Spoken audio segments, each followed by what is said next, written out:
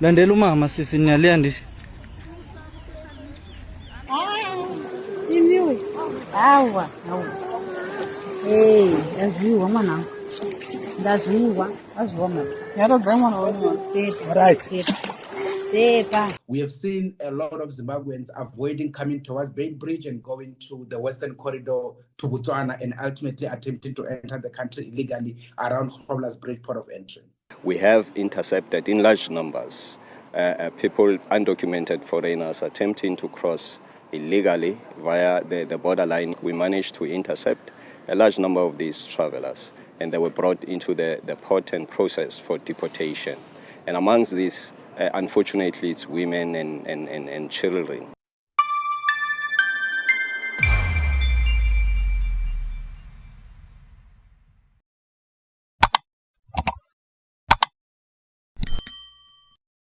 Hello everyone, welcome back to the channel. Today we're diving into a recent border incident that sparked widespread discussion. If you're just tuning in, don't forget to hit that like button, subscribe to the channel and hit the notification bell.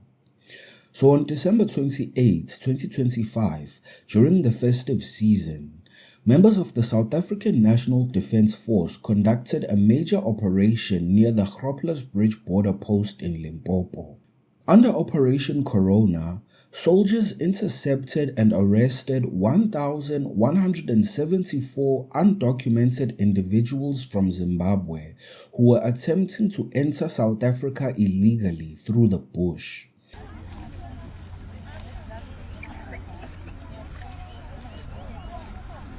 Landela umama sisi niyaliya ndithi.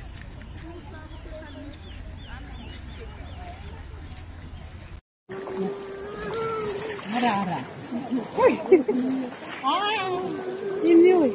Hawa. Yaziwa mwana. Ndaziwa. Aziwa mwana. Yaradza mwana wenu. Right. Kizado. We are today wrapping up the exit leg in as far as the implementation of our festive plan is concerned.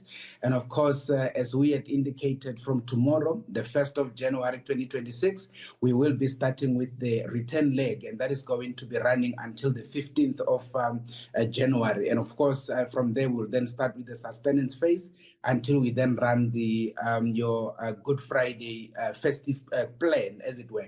So basically, that is where we are. We are indeed expecting from tomorrow a lot of people starting their journey back into South Africa, and on that basis, we are very much ready to start dealing with those aspects.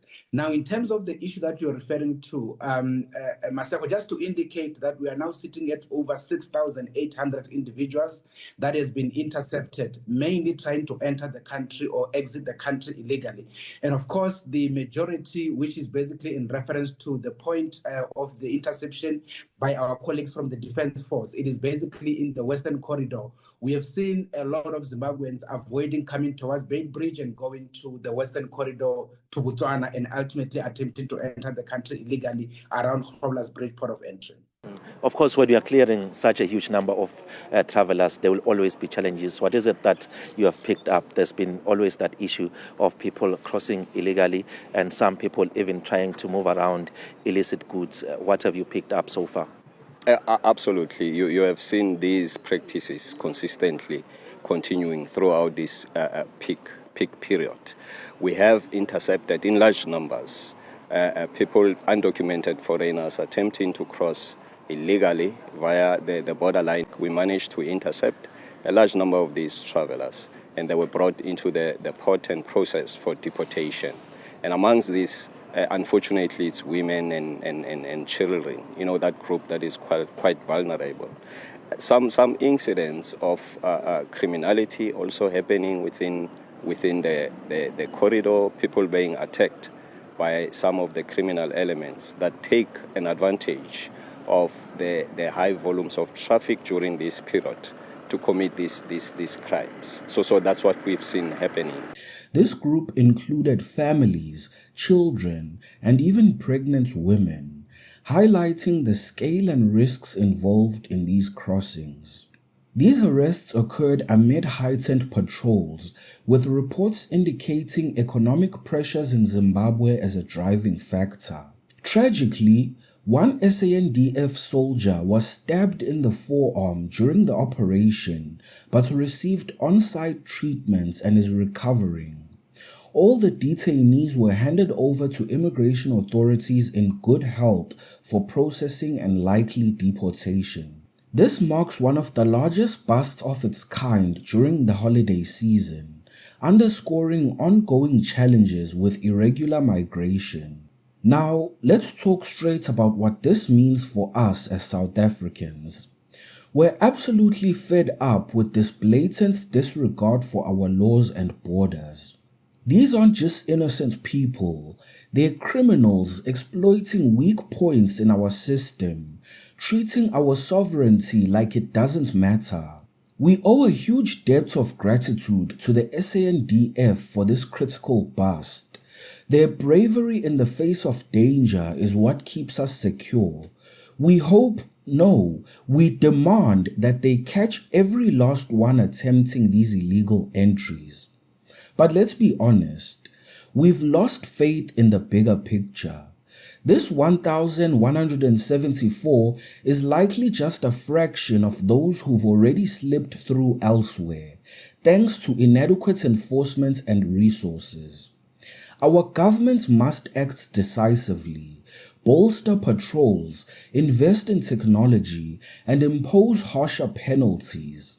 Anything less is a failure to protect our people. And it's only going to escalate. As we head into the new year, expect these attempts to multiply exponentially, straining our already fragile systems. Our healthcare facilities and schools are buckling under pressure, funded by the South African taxpayer. When we push back against abuse by these illegal foreigners, we're branded xenophobic. That's nonsense. This isn't about hate. It's about fighting criminality and demanding fair, strong enforcement to safeguard our resources and futures. We can't afford complacency. It's time to hold leaders accountable and secure our borders once and for all. Watch the video on your left to see an illegal foreigner demanding a new house and 50,000 rand before he leaves a hijacked building. Don't forget to hit the like button, subscribe to the channel, and hit the notification bell. Until next time.